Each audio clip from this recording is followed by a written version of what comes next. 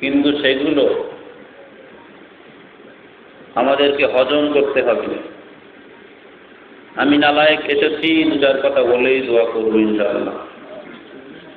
পবিত্র কোরআনুল কারিমের একটি আয়াতে কারিমা আপনাদের সম্মুখে রেখেছি। মহান আল্লাহ পাক রব্বুল আলামিন ঘোষণা করেছেন, হে পৃথিবীর মানব মণ্ডলী, নিশ্চিত নিঃসন্দেহে যারাই ইন্তেকাল করেছে, পৃথিবী থেকে যারাই বিদায় নিয়েছে, ওরা যেখানেই থাকুক না কেন, ওদেরকে যদি কফিন বন্দি করে রাখা হয়, গোপন আস্তানায় কিংবা পুড়িয়ে ভস্মীভূত করা হয়, যা কিছু হোক না কেন, যেখানেই সে থাকুক না কেন, মৃত্যুর পরে আল্লাহ পাক রব্বুল আলামিন বলছেন, অবশ্যই আমি তাদেরকে আবার পুনরায় জীবিত করব।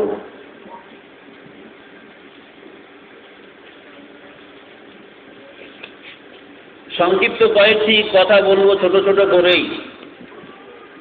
কথাগুলো যদি একটু খেয়াল রাখেন, আশা করা যায় এই কাজে লাগবে ইনশাআল্লাহ। হাদিস শরীফের মধ্যে এসেছে,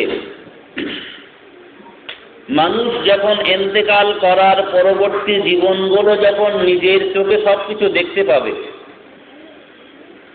জাহান্নামের ভয়াবহতা, কবরের আযাব, শাস্তি, শান্তি সবকিছুই তাদেরকে দেখানো হবে এবং বাস্তবে দেখার পরে তখন তাদের ঈমানের পরিপূর্ণতা লাভ হবে এবং তারা আল্লাহর কাছে চাইবে, আল্লাহ নিঃসন্দেহে আমরা যা শুনেছিলাম আমরা সত্য কথা, বাস্তবে নিজের চোখে দেখতে পাচ্ছি আমরা আযাবের ভয়াবহতা, আযাবের সুতীব্রতা দেখার পরে বান্দা তখন আল্লাহকে চিনতে পারছে। অথচ দুনিয়াতে আমরা মাতব্বারি করে চলি, আল্লাহ বলে কিছু নেই, ও মৌলবীরা বাড়ি বাড়ি কথা বলে, মরার পরে সব মাটির সঙ্গে মিশে যাবে, কত কিছু কথা আমরা বলি। কিন্তু আমার আপনার ধর্মের মূল যে জিনিস, মূল যে মানদণ্ড, যার উপরে বিবেচনা করে আপনার সবরেসানি বলুন, যার উপরে বিবেচনা করে আপনার পরকালীন দিন, পরকালীন ক্ষণ, পরকালীন অবস্থার উন্নতি অবনতি নির্ধারণ হবে, সেটি হলো আমার আপনার জীবনের মহামূল্যবান সম্পদ, সেটার নাম হচ্ছে ঈমান। সেই জন্য সূরা বাকারার একদম প্রথমেই বলা হয়েছে যে গায়েবের প্রতি ঈমান, অদৃশ্যের প্রতি ঈমান, না দেখে ঈমান আনার নাম হচ্ছে ঈমান। আপনার ইন্তেকাল হয়ে গেল, মরে গেলেন, তারপরে আযাব গজব দেখে এবার আপনার হুঁশ ফিরছে, এবার আমি নামাজ পড়বো, আল্লাহ দুনিয়ায় পাঠাও, এটার নাম ঈমান নয়। উলামায়ে কেরাম, আল্লাহ পাক রব্বুল আলামিন যে মহামূল্যবান গ্রন্থ কোরআন শরীফ পৃথিবীতে পাঠিয়েছেন বিশ্ব মানবতার কল্যাণের জন্য এবং যে বিশুদ্ধ হাদিস পাঠিয়েছেন, তার মাধ্যমে বিশ্ববাসীকে জানানো হয়েছে, ঈমান নামক মহামূল্যবান সম্পদকে বোঝানো হয়েছে। আপনি বোঝার চেষ্টা করলেন না, ঈমান কি জিনিস জানলেন না। অদৃশ্যের প্রতি ঈমান, আল্লাহকে আমরা দেখিনি অথচ তাকে বিশ্বাস করছি, জান্নাতকে আমরা দেখিনি বিশ্বাস করছি, জাহান্নামকে দেখিনি আমরা বিশ্বাস করছি, আসমানি গ্রন্থ যত আম্বিয়া কেরাম পৃথিবীতে এসেছিল আমরা দেখিনি, তাদের প্রতি বিশ্বাস আছে। এই যে না দেখে ঈমান আনার নাম হচ্ছে, না দেখে বিশ্বাস আনার নাম হচ্ছে ঈমান। এটা যদি আপনি অর্জন করতে পারেন, তাহলে আপনি ইন্তেকালের পরে আপনার সম্পর্কে বা আপনার সম্পদ যত সৎ পথে ব্যয় হবে, আপনার জন্য যত দোয়া সবরেসানি হবে, সবগুলো কাজ হবে।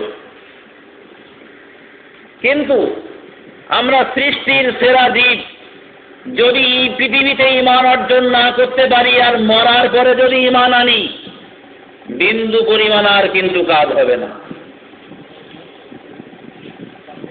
সেজন্যে আমাদেরকে খেয়াল করতে হবে, সামান্য ক্ষণেকের জ্বালা যন্ত্রণা আমরা সহ্য করতে পারি না, আর আপনি ইন্তেকাল করবেন, তারপর থেকে অনন্তকালের জীবন শুরু হয়ে গেল, যে জীবনের আর শেষ হবে না। আর সেই জায়গায় যদি আমি আপনি বিপদে পড়ি, তাহলে আমার আপনার বিশাল বুদ্ধিমান, বিশাল শক্তির কি দাম আছে? সেজন্য খেয়াল করতে হবে, মরণ আমাদেরকে হবে আমরা সবাই জানি, বিশ্বাসও করি। কিন্তু মরণের প্রাককালে যদি আমার আপনার ঈমান যদি না থাকে, সব কিন্তু পণ্ডশ্রম হয়ে যাবে, সব অকারণ হয়ে যাবে, কিছুই কাজে লাগবে না। সেই জন্য নবী পাক সাল্লাল্লাহু আলাইহি ওয়াসাল্লাম সাহাবাইদিগকে বারবার ঈমান সম্পর্কে সচেতন করেছেন। ঈমানের বিশাল অধ্যায়, সংক্ষেপে কয়েকটি কথা বলি, তাহলেই বুঝতে পারবেন। রাসূল পাক সাল্লাল্লাহু আলাইহি ওয়াসাল্লাম হাদিস শরীফের মধ্যে ইরশাদ করেছেন, সিনতানে মুযিবাতান, রাসূল পাক সাল্লাল্লাহু আলাইহি ওয়াসাল্লাম বলেছেন, দুটি জিনিসকে অপরিহার্য করে দেয়। সঙ্গে সঙ্গে সাহাবীরা জিজ্ঞাসা করলেন, ইয়া রাসূলুল্লাহ, ইয়া হাবিবাল্লাহ, হুজুর কোন দুটি জিনিস অপরিহার্য করে দেয়? আল্লাহ পাক রব্বুল আলামিন বললেন, যে ঈমান আনয়ন করবে, আল্লাহ পাক রব্বুল আলামিন ঈমান নিয়ে যে মারা যাবে, আল্লাহ পাক রব্বুল আলামিন তাকে সফলতা দান করবেন। আর ঈমান ছাড়াই যারা মৃত্যুবরণ করবে তাদের জন্য দুর্ভোগ রয়েছে। ঈমান কি? ইমাম আবু হানিফা রাহমাতুল্লাহ আলাইহি বলতেন, অকাট্য বিশ্বাস, আল্লাহর প্রতি পূর্ণ আনুগত্যশীল। আমার সকালবেলা থেকে যখন জীবন শুরু হচ্ছে সন্ধ্যা পর্যন্ত, আমার জীবনের চলার পথে প্রতিটি মুহূর্তে আল্লাহর উপরে ভরসা রেখেই জীবনযাপন। সাপোজ আপনার অবস্থার উন্নতি হচ্ছে, কি বলতে হবে? আলহামদুলিল্লাহ বলতে হবে, যে আল্লাহ রহম করেছে বলেই আমার হয়েছে।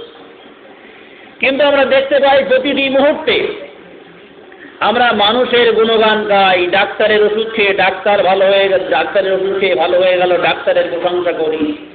এই সার দিলাম বলে আমার জমিতে ধান এরকম ফুলেছে, সারের গুণগান গাই। কত কিছু কথা আমরা বলি, যে কথাগুলোর কারণে মুহূর্তের মধ্যে আমাদের ঈমান নামক যে বিশাল ভোল্টেজের আলোটা জিরো বাল্ব হয়ে যায়। সেজন্যই ঈমান আছে কিনা আমাকে আপনাকে মাঝে মধ্যে টেস্ট করতে হবে। কি করে টেস্ট করবেন? আমি বলেছি অনেকবার আপনাদেরকে, যে ঈমানদার ব্যক্তি তিনি বুঝতে পারবেন যখন তিনি ভালো কাজ করবে তার মনের মধ্যে আনন্দ পাবে। কিভাবে? মনের মধ্যে আনন্দ, তৃপ্তি পাবে। আর যখনই অন্যায় কাজ করবে তার অন্তর সবসময় দংশন করবে, আমি এই ভুলটা করলাম। যতক্ষণ না তওবা করছে, যতক্ষণ না সে তাহাজ্জুদের নামাজ পড়ছে, যতক্ষণ না যার বিরুদ্ধে সমালোচনা করছে তার সঙ্গে যতক্ষণ সে ক্ষমা চেয়ে না নিচ্ছে, ততক্ষণ সে স্থির থাকতে পারছে না। কিন্তু আমাদের কি হয়? ভালো কাজ করছি, জলসা, এটাও ভালো লাগছে, আবার যাত্রা সামনে বসে যায়, সেটাও ভালো লাগে, সব ভালো লাগে। অন্যায়টাও ভালো লাগে, আবার ভালোটাও ভালো লাগে। এটা হচ্ছে অসুস্থ দিলের লক্ষণ। আর এই দিল, অন্তঃকরণ যদি আপনি সংশোধন না করে মারা যান, তাহলে মনে রাখবেন আপনার জন্যে ভয়াবহ অনন্তকাল আপনার জন্য হাত পেতে অপেক্ষা করছে।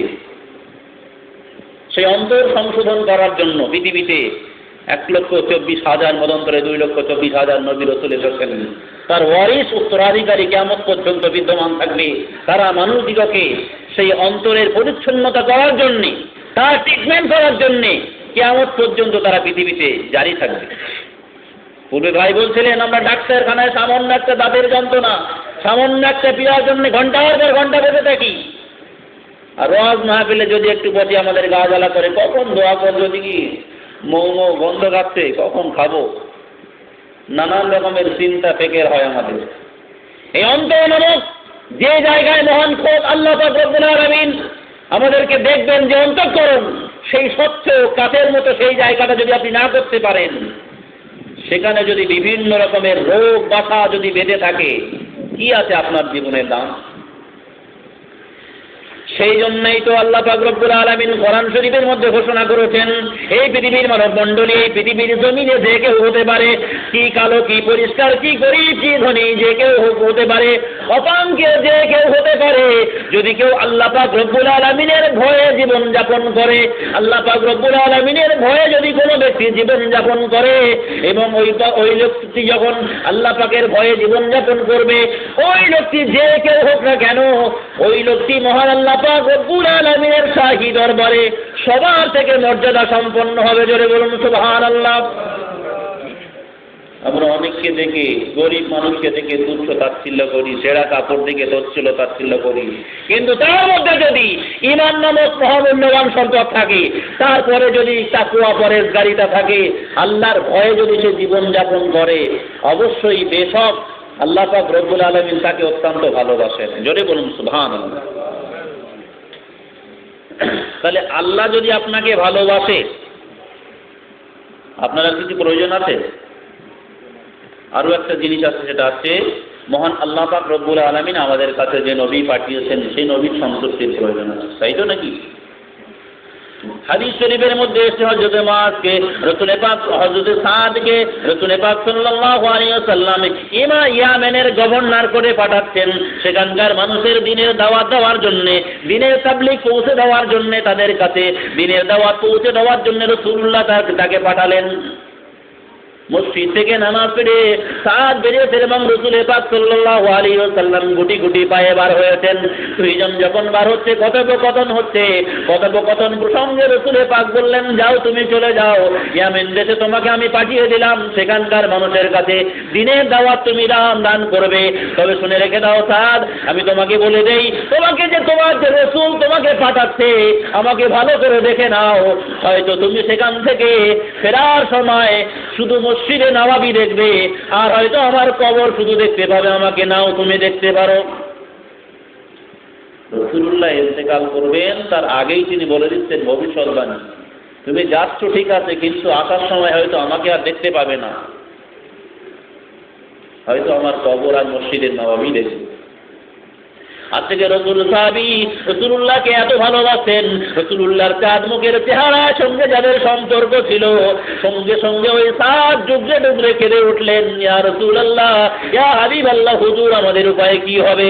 ওই সময় আল্লাহর রাসূল বলেছিলেন, আমি তো আপনাকে যদি না দেখতে পাই, আল্লাহর নবী ওই সময় বলেছিলেন, ও সাদ শুনে রেখে দাও, পৃথিবীর অভ্যন্তরে, পৃথিবীর প্রান্তরে যেসব উম্মতদেরকে আমি রেখে যাচ্ছি, তুমি যতই ইয়ামেন দেশে যাও না কেন এবং আমার কাছেই থাকো না কেন, এবং পৃথিবীর যে কোনো প্রান্তে আমার উম্মত যারা হবে এবং যারা আল্লাহর ভয়ে যারা জীবন যাপন করবে, আমি রাসূলুল্লাহ বলছি, আমি তাদেরকে অত্যন্ত ভালোবাসি। জোরে বলুন সুবহানাল্লাহ।